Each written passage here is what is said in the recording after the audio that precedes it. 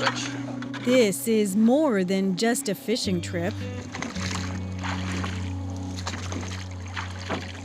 These young men are reclaiming their Ojibway language. Kinoje. Mindida, na, mindida.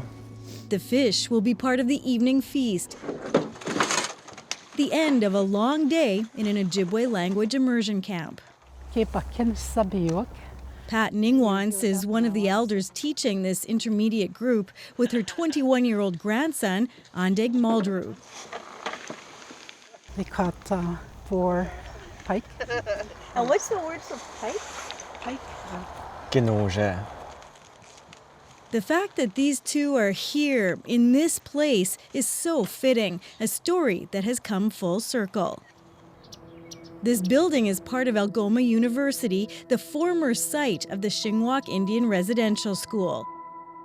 It's one of 130 government-funded, church-run boarding schools for Indigenous children that operated between 1874 and 1996.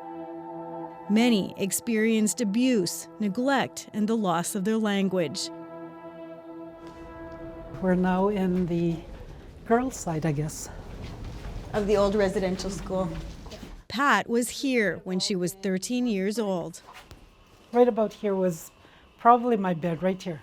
Now she's back as a language teacher, her office just meters away from where her bed was in the senior girls' dorm. This is where I formed my dreams. It's very important for me right now to be teaching my language here at Algoma University, Shingwak, with my grandchild.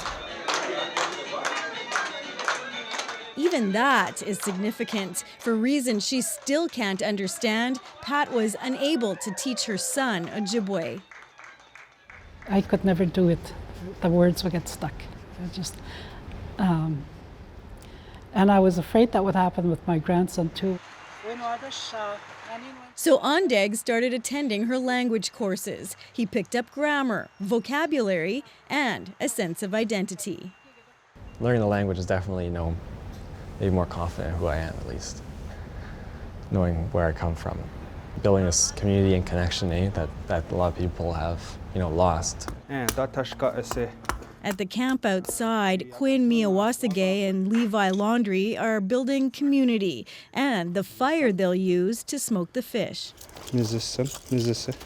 I find when you are doing it, actions, you're constantly telling yourself what you're doing. You conjugate the verb, the action, right?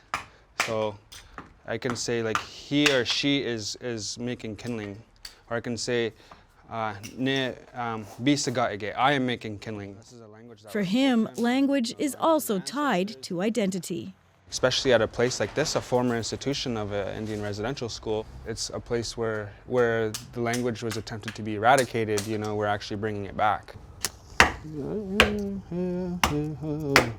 While they prepare and tend the fire, Pat and Andeg have taken some of the other students grocery shopping.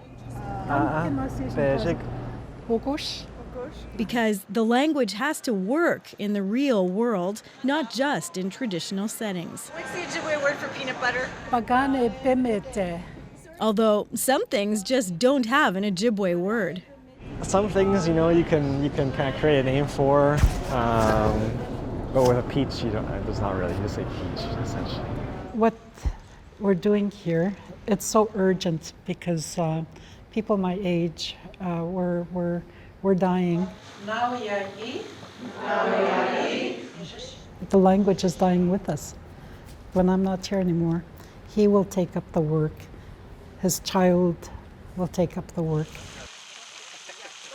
Back at the traditional open-air lodge, the feast has begun. Good job, ladies. You guys rocked this fish. Andeg knows his grandmother has given him a big responsibility, but he's up for the challenge. He knows what's at stake.